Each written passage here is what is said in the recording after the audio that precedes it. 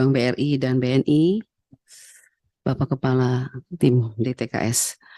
Yang pertama yang ingin saya angkat di sini adalah yang pertama, saya mohon pemantauan atau pengawasan lebih tajam lagi kepada BRI dan BNI untuk di layanan di tingkat kabupaten dan kecamatan, Pak. Karena sebetulnya persoalan PIP ini banyak sekali terjadi justru di tingkat kabupaten atau kecamatan. Yang pertama, saya minta syarat untuk pencairan PIP itu kita sesuai standar aturan yang dikeluarkan oleh kementerian. Jangan ditambah-tambah lagi oleh pelayan-pelayan BRI dan BNI di lapangan. Yang setahunya kami itu kan hanya KTP, kartu KK, dan rekomendasi kepala sekolah cukup. Tapi yang dilakukan oleh BRI, lebih banyak nih BRI ini di lapangan nih Pak, minta maaf Pak Direktur. Ini ditambah lagi mesti bawa ijazah, akte lahir, surat keterangan tidak mampu, dan lain sebagainya. Ini banyak sekali Pak, dan akhirnya masyarakat mesti ditolak pulang. Itu yang pertama. Yang kedua, saya juga mohon Pak, ini benar-benar keterlaluan. Karena banyak sekali masyarakat ditolak untuk melakukan pencairan itu, belum sampai di kantor Pak, masih di depan ditolak oleh Satpam BRI. Satpam ini tugasnya apa sih sebetulnya di Bank BRI ini? Mereka seperti melebihi seorang teller atau melebihi seorang apa di situ ya? Mereka dengan segampangnya menolak orang tua siswa pulang. Nah kemudian ada juga Pak, diterima oleh Satpam cuma 5 menit masuk ke dalam, langsung dikeluarkan, ibu pulang, dananya tidak ada. Dana PIP-nya sudah kembali ke kas negara. Ibu pulang sekarang. Bayangkan orang tua ini hanya terbengong-bengong, hah gitu. Sementara tidak pernah diberikan penjelasan, ditarik ke kas negaranya kapan, kemudian mereka hanya minta saja Pak, misalnya minta cetak buku rekening saja, BRI itu susahnya minta ampun. Padahal orang tuanya bilang, cetak buku rekening supaya kita tahu uang kita itu ada berapa, kalau memang sudah ditarik ya sudah. Ya, toh, itu pun mereka ingin bertanya. Yang tarik itu Pak, kadang-kadang orang tua tidak tahu siapa yang menarik uang mereka. Ini kebanyakan di daerah saya. Jadi yang saya curiga, ini masih curiga ya Pak ya, apakah ada kerjasama antara kepala sekolah dengan pihak Bank BRI secara diam-diam atau bagaimana? Karena setahunya saya yang melakukan aktivasi itu adalah siswa dan orang tua. Tapi kenyataan di lapangan di daerah saya, orang tua tidak tahu, siswa tidak tahu, tapi sudah melakukan aktivasi, bahkan uangnya sudah ditarik tanpa pengetahuan orang tua. Dan ini banyak. Saya ada banyak Pak, buku rekeningnya saya sudah simpan semua. Dan saya rencananya kalau sampai tidak diberes-bereskan ini, saya mau minta KPK periksa untuk dana-dana PIP reguler.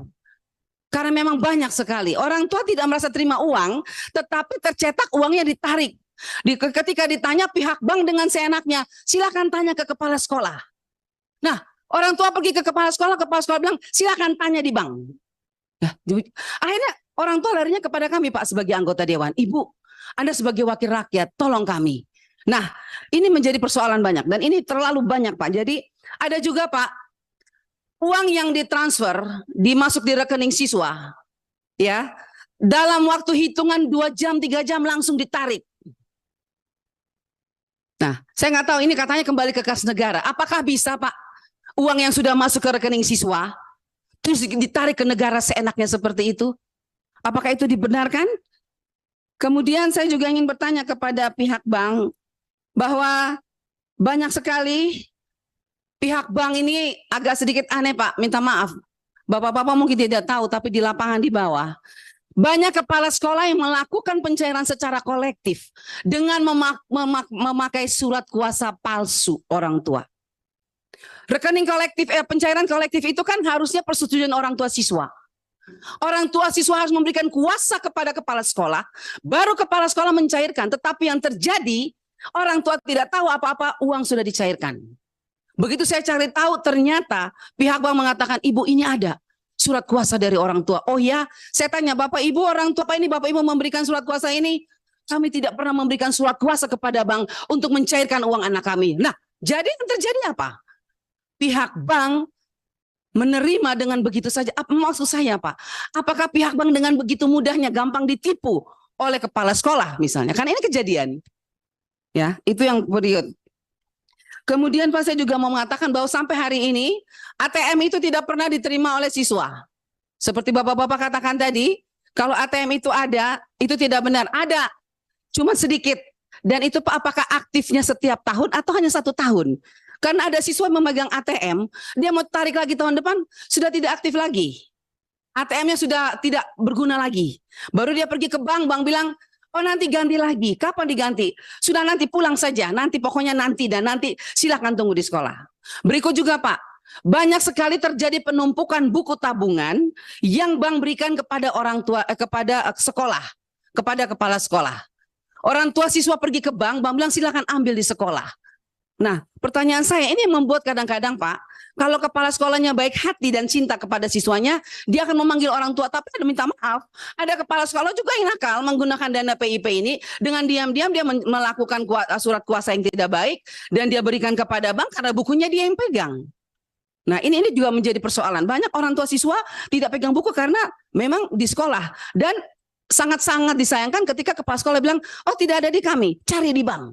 Jadi orang tua sih diputar bank, sekolah. Nah ini menjadi persoalan Bapak Ibu. Kemudian saya juga minta perhatian juga untuk aktivasi. Aktivasi ini Bapak Ibu, saya melihat bahwa ketika mereka mau melakukan aktivasi juga dipersulit Pak. Banyak sekali yang disuruh pulang, nanti belum waktunya.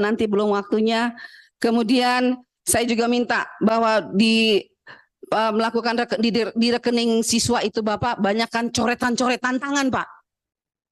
Sudah dicetak, dicoret-coret tangan lagi sama pihak bank. Oh ini tidak dapat, yang dapat ini saja. Padahal tertera tuh misalnya 1 juta, berapa juta gitu ya. Oh ini tidak dapat lagi Ibu ya, dicoret. Ibu cuma terima sekian ya. Loh kok lucu? Bingung saya seperti itu. Kita ambilkan rekomendasi kepada KPK. Periksa apa yang ada di Kemendikbud. Karena ini banyak persoalan. PIP, KIP, dana BOS. Banyak hancur ini.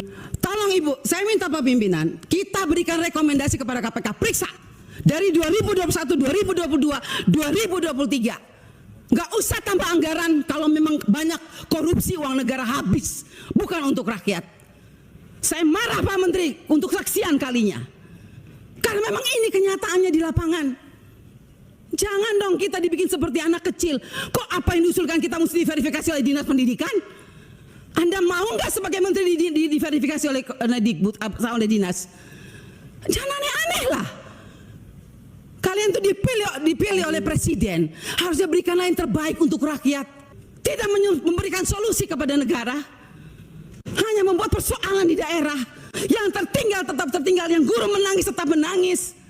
Bicara plafon digital. Mana keadilan untuk daerah 3T? Enak daerah-daerah yang sudah ada internetnya diberikan terus. Tapi kita yang daerah 3T yang tidak ada internetnya dibiarkan begitu saja. Mana keadilan sosial bagi seluruh rakyat Indonesia Pak Menteri? Saya sangat kecewa. Kita sudah mau habis masa jabatan, Anda mungkin sebentar lagi habis, atau Anda lanjut saya tidak tahu. Pimpinan yang saya hormati, teman-teman Komisi 10, Pak Menteri beserta jajarannya. Terima kasih untuk waktu dan kesempatannya.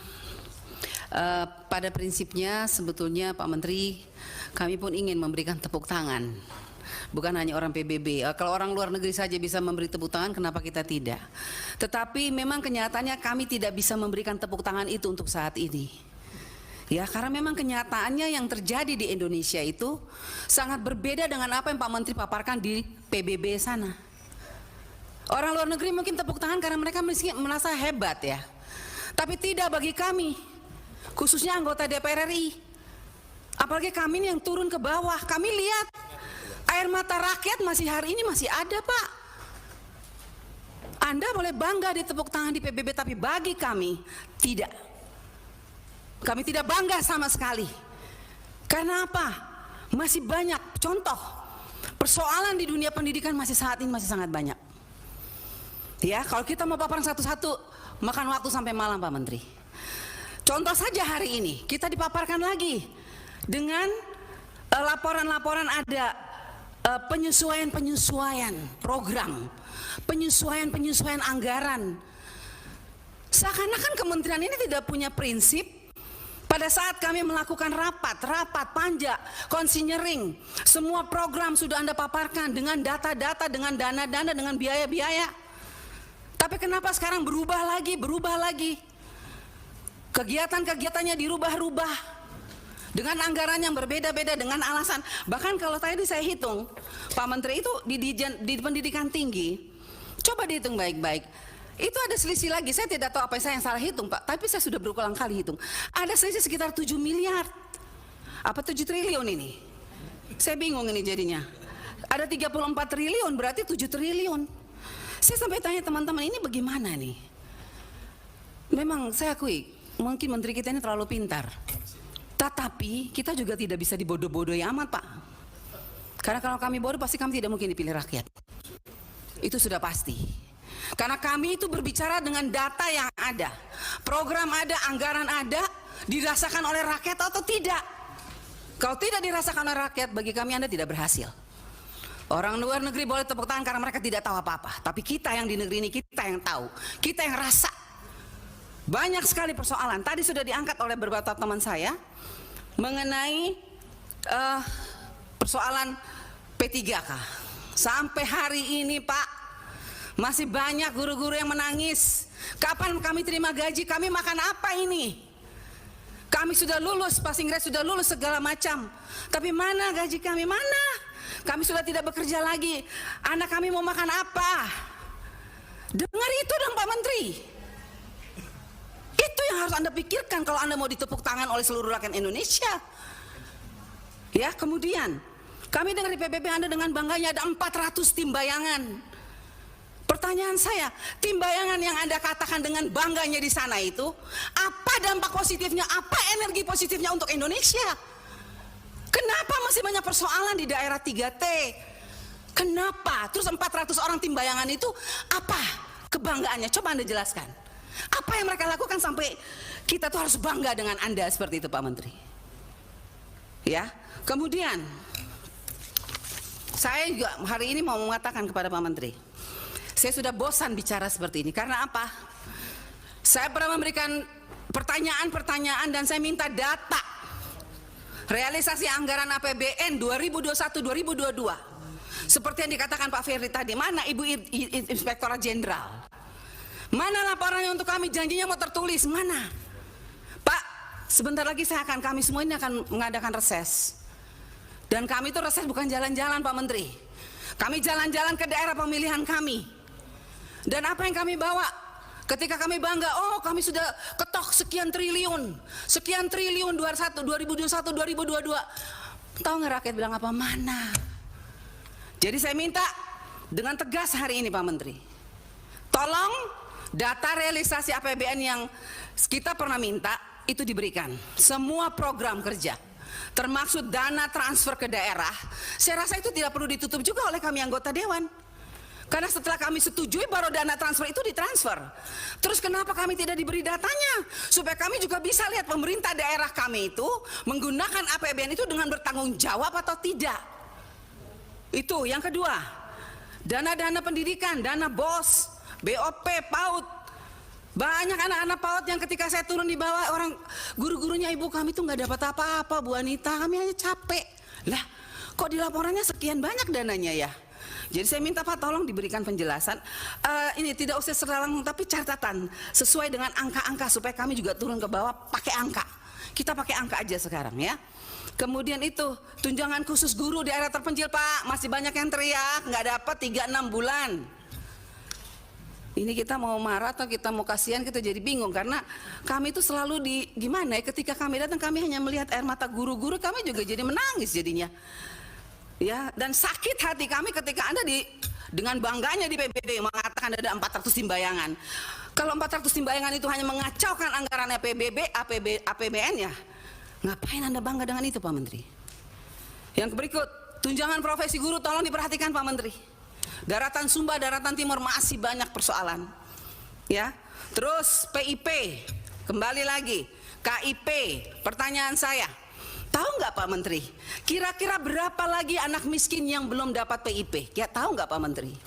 Kira-kira berapa banyak lagi anak mahasiswa miskin yang belum dapat KIP? Pak Menteri tahu nggak?